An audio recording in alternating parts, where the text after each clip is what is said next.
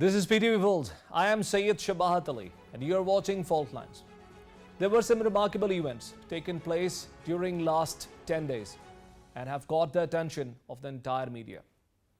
On 9th of March, an unidentified supersonic object entered from India into Pakistan's airspace. This object was not identified at the moment, but later Ministry of Defence of India admitted that this was a missile that was fired mistakenly. Yes, a missile fired mistakenly. Pakistan has diplomatically protested on this insanity by the Indian side. But is this an isolated event, or is the event in continuation with various other events that have been taking place in the past? On 1st of March, an Indian submarine had also entered Pakistani waters and was identified by Pakistan Navy that abstained from using firepower. Another important development that took place in the first week of March was a collective statement by European Union ambassadors and diplomats in Islamabad to convince Pakistan to raise voice against the Russian hostility on Ukraine's issue. This was very surprising because normally diplomats do not use media or do not use such manners to bring their concerns to the independent countries. Also, it is very important to understand what is Pakistan's position on the issue of Ukraine. We want to understand why Pakistan has abstained from voting in UNGA. To talk about all such issues, I have today Pakistan's ambassador in the United Nations, Munir Akram, who is joining us from New York. Ambassador Munir Akram, I welcome you to my program. It's my pleasure to be with you. Ambassador, on 9th of March, there was a very difficult event that has taken place. It is difficult for us to understand. Now, what has happened apparently that a missile has been mistakenly fired and landed inside Pakistan's territory. Indian Ministry of Defence has declared this to be a mistake. You being Pakistan's representative in the United Nations, how do you see this development?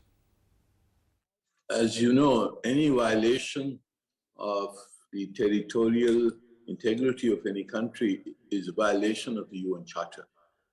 And therefore, ipso facto, any violation of our airspace constitutes a violation of international law.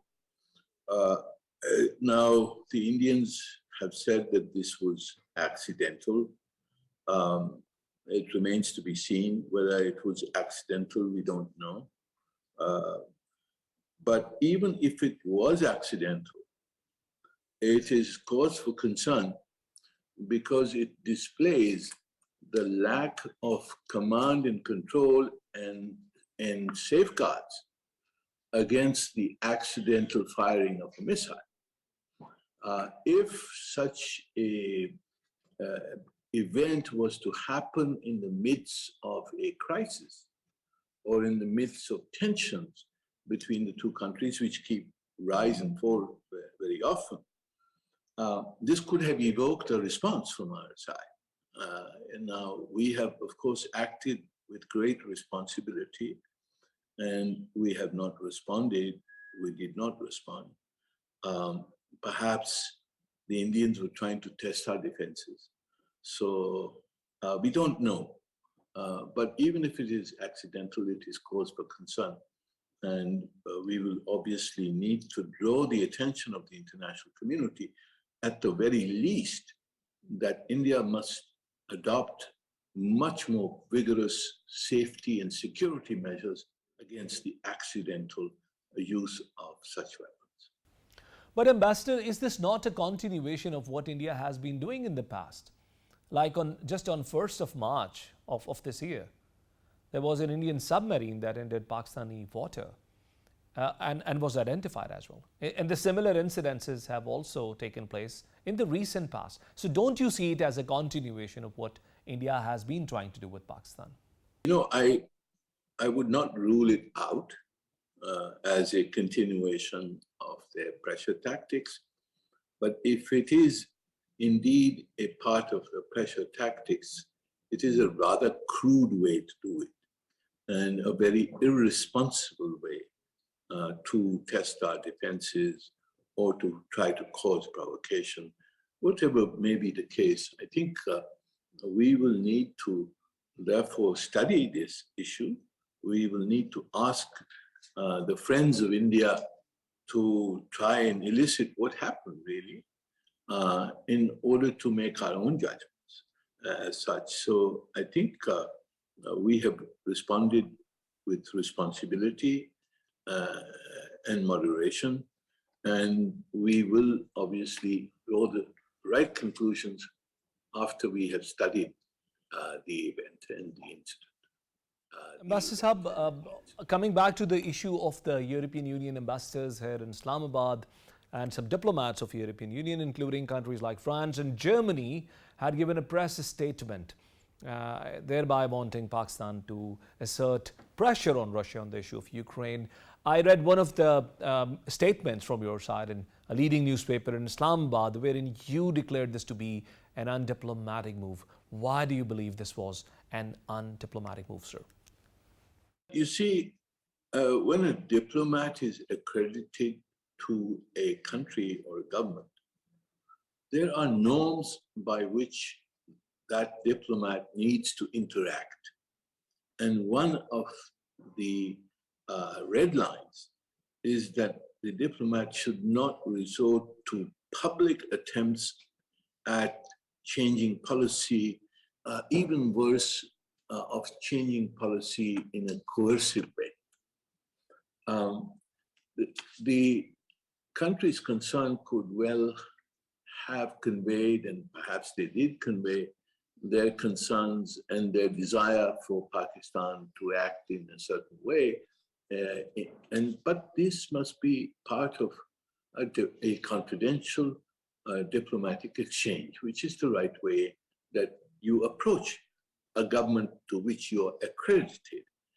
When an envoy goes public in trying to change a policy or to determine his host country's policy in a public way, that is contrary to norms.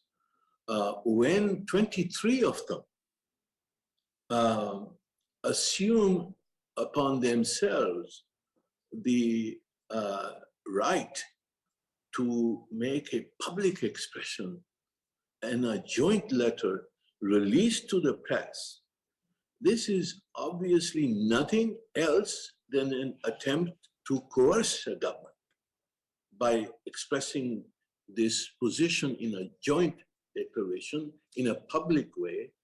The attempt obviously was that the government should come under pressure publicly in order to take a position on the resolution that was to be adopted in the General Assembly. Now, this is unacceptable. No self-respecting government would accept that envoys accredited to it should act in this way in a public display of pressure on the government. This is just not acceptable to any country which is a self-respecting country. You see, Ambassador, but don't you think if it is on Pakistan to build pressure on Russia, in our immediate neighborhood we have India that have long-standing relationship with Russia, and these relationship goes back in history. And also the fact that United States is a part of a military coalition with India in this very particular region. So why not India to be asked, or why not India to use her influence on Russia? Why Pakistan at all? I don't know how much pressure India is in a position to exert on Russia. Perhaps the shoe is on the other foot. We are, that is a determination that India has to make and Russia has to make and their friends have to make. I think whatever stance India has taken or not taken is irrelevant for us. We have taken a stance which is in our judgment, in our national interest. And that is the stance we have taken, irrespective of what India does or does not do. So we take decisions based on national interest, and that is.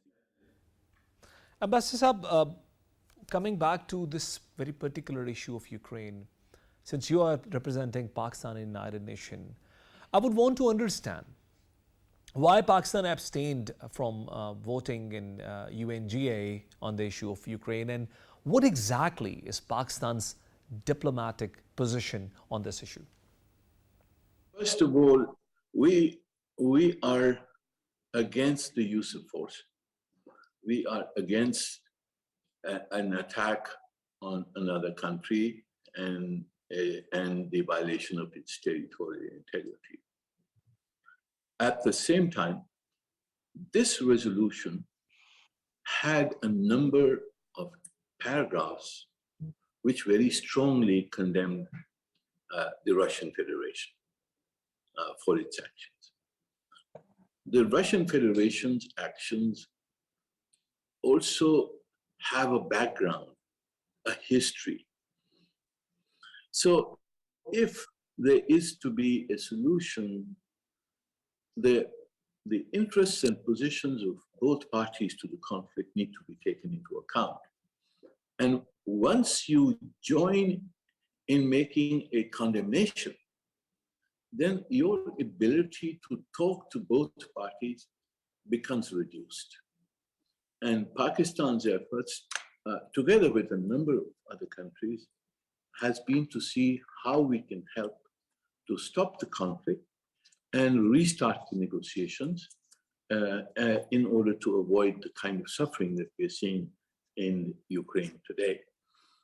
We can only do that if we leave ourselves the diplomatic space to play the part of a mediator, or to offer our good offices, or to offer to communicate possible compromise areas to the two parties. And therefore, our only option was an abstention in order to retain that ability, that diplomatic space for reconciliation between the parties. Now, it's obviously a difficult task. The war is on. The two parties have very different and divergent opposing positions. It will not be easy. But, Pakistan is working, and we are working with other friends. The Chinese are trying. There are some other friends who are also making efforts. First of all, Ambassador, taking advantage of your presence in this program, I would also like to understand another concern of Pakistan. And the concern is about the additional members of United Nations Security Council. I was reading one of your statements wherein you have said that adding new permanent members would multiply the prospects of paralysis of UN Security Council. Why do you think the body will become more paralyzed with the addition of more members? There is a process underway to reform the Security Council. And in reforming the Security Council, one has to take into account that the last time when the Security Council was expanded from 11 to 15 members, there were 120 odd member states in the UN. Today, there are 193 states. So there is obviously a need for better representation of member states, and for that you need to expand the Security Council further. So first expansion was from 11 to 15, and now what we are proposing, Pakistan and a group of countries, we call ourselves the Uniting for Consensus Group. What we are proposing is that the council should be expanded from 15 to 26 members, and that all of these new members should be non-permanent members. That is for the non-permanent members who do not have veto. Because as we have seen now so vividly, that when a veto can frustrate action by the Security Council. Now, if there are 5 vetoes, and therefore all 5 of these countries have to agree in order for any resolution of the Security Council to be adopted. Now, if you add to that another 6, as has been proposed by India, Germany, Brazil, and Japan, you add another 6 countries, then you will have 11 permanent members. And if the council is expanded to 26, there will be 11 permanent members, and there will be 14 or 15 non-permanent members. So you will have a council which will multiply the prospects or chances of a veto being exercised by 11 countries instead of 5. So therefore, the Security Council's work will be further paralyzed, because you will have to have agreement among 11 countries rather than 5 countries for the council to act. This is just mathematics. If you add more vetoes, you will have more chances of the Security Council being unable to act. And this is our logic in saying. Thank you very much, Ambassador Munir, for being a part of my program. It was such a privilege to have you here. Thank you very much, Doug, for having me on your show. I believe it's the first show that you're putting on. So I'm greatly honored that you have invited me for this. Ladies and gentlemen, this was Ambassador Munir Akram, Pakistan's ambassador to United Nations. He talked about various issues. First and foremost was, expression of his dissatisfaction on the statement given by Ministry of Defence of India. He believes this was a serious provocation, which can have consequences between military powers like that of Pakistan and India. And he also told us that with regards to the issue of Ukraine, Pakistan's stance is quite clear. And that is that Pakistan does not support any act of violation or war in any part of the world. But that said, this is a problem between 2 independent states. And Pakistan has got no role or no room to run an extra mile in this regard. This he responded while responding to the question of the press statement by EU envoys. And most importantly, he told us that with the addition of more vetoes, United Nations Security Council will become eventually more paralyzed. We'll take a break and we'll join you after a while. Stay with us.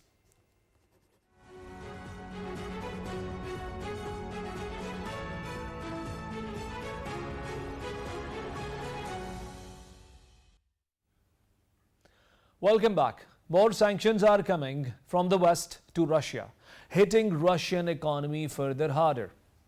Just last week, Russia was taken off from the SWIFT banking system. That is practically like freezing the entire Russian trade. This week again, many other sanctions have taken place from the Western Bloc.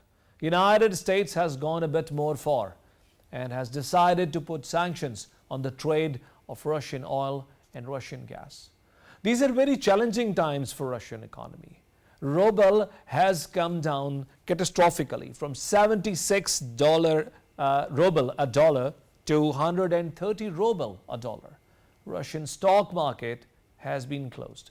What West is trying to do primarily is to create an environment of economic and political turbulence for President Vladimir Putin, so that the cost of waging a war on Ukraine increases for the Russian government. Our team has prepared a package. Watch the package before I bring my guest to this segment of my program. In the span of just a few days, the global economic outlook turned bleak as Ukraine crisis inflamed and unexpectedly potent financial sanctions rocked Russia's economy and threatened to trigger worldwide inflation by ripple effects. The US and allies have frozen hundreds of billions of dollars of Russian assets that are held by their own financial institutions, removed Russian banks from SWIFT, the messaging system that enables international payments, and rendered many types of foreign investment in the country exceedingly difficult. Russia has long been a relatively minor player in the global economy, accounting for just 1.7% of the world's total output, despite its enormous energy exports. But the impact of this brand of supercharged economic warfare will be colossal, according to economists. International Monetary Fund warned in the recent statement that the sanctions on Russia will also have a substantial impact on the global economy and financial markets, with the significant spillovers to the other countries. The sanctions inject a huge dose of uncertainty and volatility into global economic decision-making, increasing prospects of stagflation and heightening the risk to the global outlook owing to aggravating supply chain disruption, still recovering from the pandemic shock. Weaponizing the most powerful non-military tool, that is the global financial system, West's financial leverage could in long run encourage other nations to create alternative financial systems, perhaps by setting up their own banking networks or even backing away from reliance on the dollar to conduct international transactions. This is a perilous moment for the world, marking a new era of high-risk economic warfare that could further splinter the world economy and catalyze shift in geo-economic tectonic plates. And see how President Biden has taken the bull by the horns. Hasn't he gone a mile bit more extra? Today, I'm announcing the United States is targeting the main artery of Russia's economy. We're banning all imports of Russian oil and gas and energy. That means Russian oil will no longer be acceptable at U.S. ports, and the American people will deal another powerful blow to Putin's war machine. This is a move that has strong bipartisan support in the Congress and, I believe, in the country. We made this decision in close consultation with our allies and our partners around the world, particularly in Europe, because a united response to Putin's aggression has been my overriding focus, to keep all NATO and all of the EU and our allies totally united. And the best part is that he is not alone in his efforts. He has galvanized the entire European Union alliance to stand behind him. Watch how European Union has responded to the same sanctions. This includes former and current senior government officials, oligarchs, and supporters of Russian leadership. The sanctions so far have not had the desired effect. In the short term, it has not led to the result that they stopped the invasion. Some countries will find it faster and easier than others, that's all. But we're going to do it. We're going to do it together. To talk about these issues at length, I have invited Dr. Waqar Ahmed. He's director of SDPI and leading economist in Pakistan, to speak about these issues at length. Dr. Waqar, I welcome you to my program. Thank you very much for inviting me to your program. Dr. Waqar, when back in the early days of college, we used to read about globalization as being a panacea for the entire global economy. The way we see it now is that it has become a system that gives more checkpoints to the West. That means United States and Europe on the entire economic order of the world. Do you agree with me on that, sir? I think you're very right in your introduction that an increasingly multipolar world now presents very complex situation for developing countries, including ours. And of course, the implications of this being multipolar or living in a multipolar world is these implications are not just limited to economic dimensions.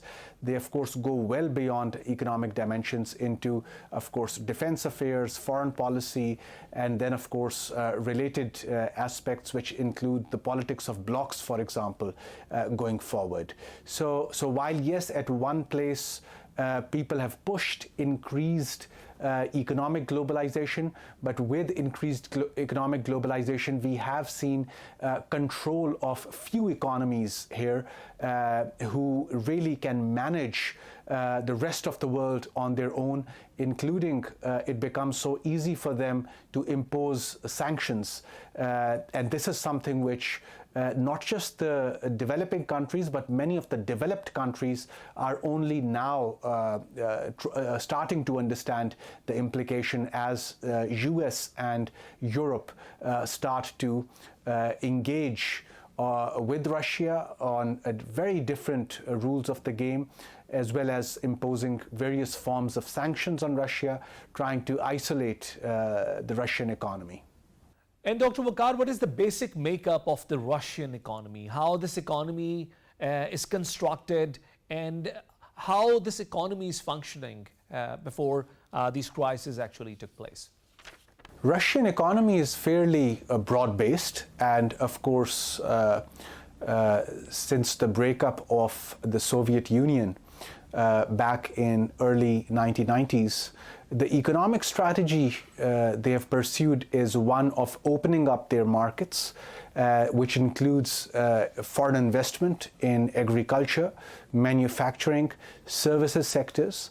But then Russia also has a fairly broad-based endowment of primary commodities, including oil and gas and varied metals, of course, which continue to support their economy. But of course, like many other oil-dependent or gas-dependent economies, Russian economy has, of course, other strengths as well, including one of the leading producers in agriculture space, one of the leading producers in iron, steel, and various other commodities that are used in the manufacturing and construction sectors. Dr. Waqar, being 11th largest economy in the world, Russia has a gigantic trade. And this trade is partnered with so many countries around Russia. That includes China, European Union, and many other countries. Do you think Russian trade will altogether be abandoned by all these powers? We do understand that it won't be easy for at least European economies to detach themselves totally from Russia, given their dependence on the gas supplies from Russia. And this is not limited to Europe. Many other economies are also relying on Russian oil and gas and petrochemical supplies. However, for rest of the tradable commodities, we do understand that China and various other economies in Asia Pacific stand ready to support Russia or engage with Russia in their with their trade sector, including Pakistan, out of its own need, of course. We are very interested to engage with Russia in various sectors in construction, real estate, manufacturing, electricity generation, distribution, gas supplies. So all in all, I think that it will be harder for the West to isolate Russia economically. Coming out of the old communist regime, tell us if Russia has a thriving public sector, or is it all a capitalist economic model where all the enterprises that are investing abroad are primarily multinational companies? How does the public sector work in Russia? Like China, Russia has a fairly experienced public sector enterprise base, which offers oil, gas, and construction services abroad. Pakistan's own North-South pipeline project is something which is also being supported by the Russian public sector enterprise segment. So their state-owned enterprises are also very proactively finding new clients at the moment across the globe. Dr. Waqar, European Union and United States are also trying to block the reserves that Russia have, and these are sizable reserves to the tune of 630 billion US dollars. That is going to hurt, and that is going to take this economic war very far. Don't you agree with me on that? We do understand that Russia now faces freezing of a large part of their reserves, which were held in the West or in the US or countries who are their allies, countries whom they can control. However, we also understand that this is not a development which, for example, Russia's leadership had not anticipated before going to or before engaging with Ukraine.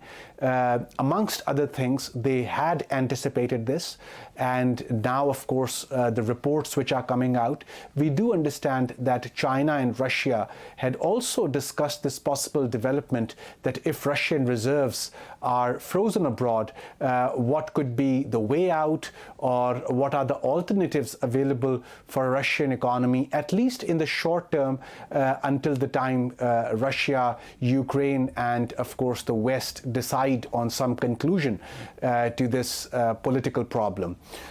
What we also understand is that this crisis has now given an opportunity to countries other than the West to think about various other alternate financial sector developments, including digital currencies, including, for example, holding reserves in forms other than currencies, for example. So this development is going to give rise, these political developments are going to give rise to new ways of doing banking, finance, and insurance. Thank you very much, Dr. Waqar, for being a guest in my program. Ladies and gentlemen, the economic cost of the Russian war is rising with each passing day.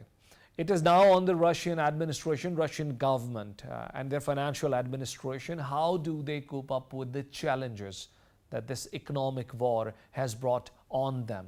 Is it going to make Russia further stronger and make the West further weak, or is this going to bleed Russia more by 1,000 wounds? We'll join you next week with another program. And until then, Allah Hafiz.